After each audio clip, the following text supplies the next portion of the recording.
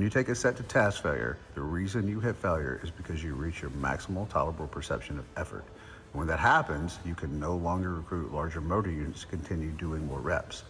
When you do a drop set, this is where you then immediately lighten the load so you can continue doing more reps. But the reason that you had to reduce the load in order to be able to do more reps is because now you're reduced to lower degrees of motor unit recruitment. So now you're only activating motor units that are on the lower end of the motor unit pool and control smaller fibers that either don't have a high potential for growth or were already stimulated on the previous set. And this is why, when it's been tested in trained subjects, that a single set, not even always taken to failure, produce just as much growth as 3 drop sets taken to failure. Drop sets are pointless. Just do straight sets with adequate recovery periods. You know what the most interesting thing about weightlifting is that it's not a one-size-fits-all. And I know people like to cite studies and things like that, but I'll tell you what, I personally have never been a part of any of these studies that are constantly being cited. And I don't know if the people in those studies train as hard as I do or have been training for as long as I have.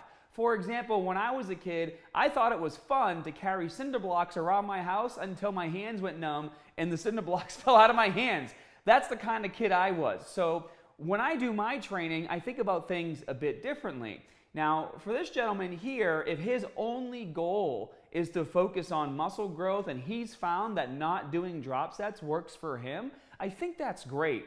In my experience, because I've tried pretty much everything in the 28 years that I've been training, as you guys know, I'm 40 years old now, I always get my best workouts when I am including drop sets in my training. And I'll actually go back and forth. I'll do 3 months with drop sets and then I'll remove them for a couple months and I'll just focus on heavy sets of 6 to 8. But I find myself always going back to the drop sets because I feel like I'm at my strongest and look my best when I'm doing them. And that's just because of years of my own experience.